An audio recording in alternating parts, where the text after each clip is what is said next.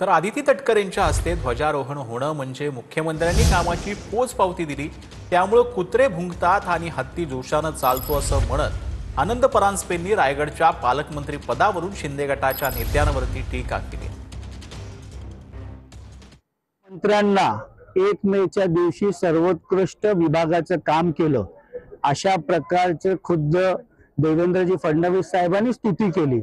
अशा राष्ट्रवादी काँग्रेसच्या मंत्री महिला व बाल विकास विभाग ज्यांच्या नेतृत्वाखाली संपूर्ण महाराष्ट्रातल्या जवळजवळ 2,47,00,000 भगिनींना मुख्यमंत्री लाडकी बहीण योजनेचा लाभ मिळाला अशा कुमारी अदितीताई तटकरे या कामामध्ये अव्वल आहेतच। त्यामुळे आम्हाला घाबरण्याचं कारण नाही।